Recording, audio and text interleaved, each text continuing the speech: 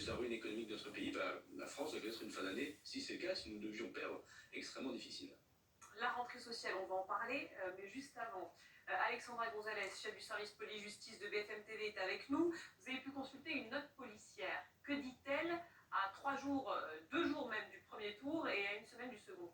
Oui, une note, et puis discuter aussi avec différentes sources policières, et le constat est relativement le même selon les personnes avec qui l'on parle ou selon cette note, c'est de dire que finalement pour le premier tour le soir, donc là ce week-end, il y a une volonté de l'ultra-gauche et de l'ultra-droite de ne pas créer un contexte défavorable à leur camp, à leur cause politique pour les urnes. Et donc les services de renseignement notent que des deux côtés, il y a quand même pour l'instant des appels à la retenue, même si de façon marginale et sporadique sur les réseaux sociaux, il y a quand même du côté de l'ultra-gauche, nous disaient des policiers, des personnes qui prônent déjà l'insurrection et l'anarchie, mais ça reste quand même très minoritaire. Pour l'instant, il y a eu des appels à manifester, notamment contre l'extrême droite depuis les européennes, mais à chaque fois, il n'y a pas eu de débordement particulier, et donc pour le moment, les autorités ne redoutent pas particulièrement pour le soir du premier tour le 30 juin de débordements énormes.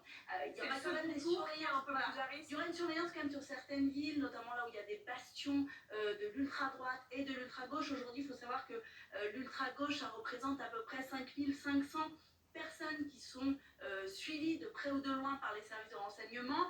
Côté ultra-droite, c'est 2700 personnes, et il y a des villes où on sait qu'il peut y avoir des tensions locales. Je pense à Lyon, à Angers, à Rennes, à Nantes, Bordeaux, Marseille, Lille. Ce sont des villes où il y aura peut-être un petit peu plus de surveillance accrue, mais vous avez raison, c'est vraiment au soir du second tour qu'il peut y avoir des troubles à l'ordre public importants, et ça va dépendre des résultats. Vous citiez la ville de Lyon.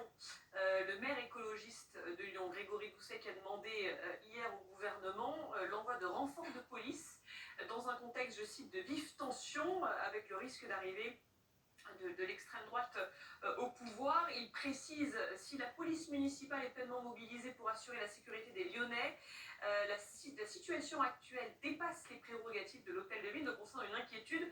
On est avec Pierre-Olivier, maire LR du 2e arrondissement de Lyon. Vous partagez, j'imagine, les mêmes inquiétudes. Qu'est-ce que vous craignez concrètement? En fait, on a de grosses craintes sur des émeutes et notamment l'attaque de différents commerces.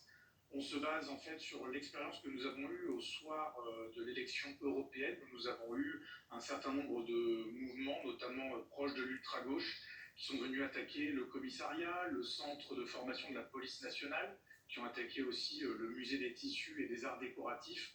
Et donc c'est pour cela que j'ai décidé d'écrire à tous les commerçants du 2e arrondissement pour leur demander d'installer un maximum de contreplaqués en bois sur leurs vitrines, de vider les fonds de caisse, de retirer au maximum les stocks, alors qu'on sait qu'on est en période de solde, pour justement éviter au maximum les mauvaises déconvenues.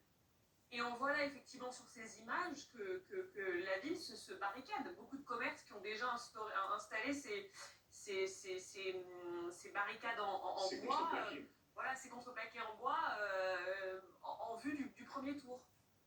Oui, on en a un certain nombre qui l'ont déjà fait, et c'est vrai que beaucoup d'entre eux l'avaient acheté notamment lors des émeutes de l'an dernier, il y a tout juste un an, et c'est vrai qu'on avait eu dans le centre de Lyon près d'une centaine de commerces qui avaient été vandalisés, attaqués, et donc c'est pour ça qu'avec les très nombreuses mauvaises expériences que nous connaissons, nous avons décidé d'agir.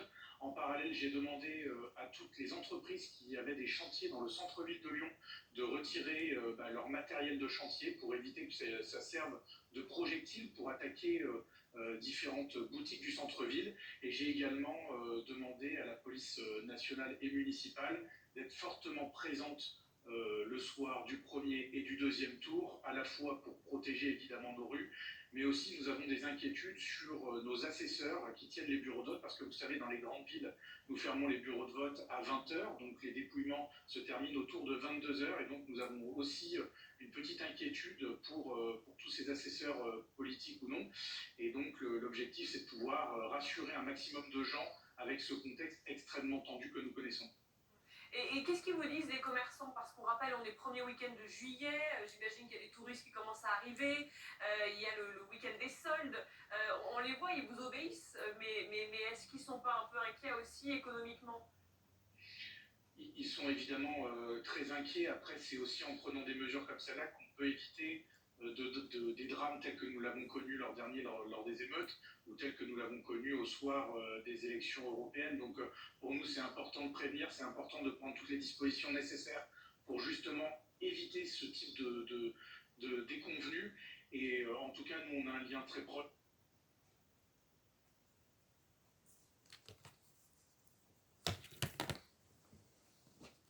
Didier Rendu est avec nous, premier secrétaire général adjoint du syndicat des cadres de la sécurité intérieure.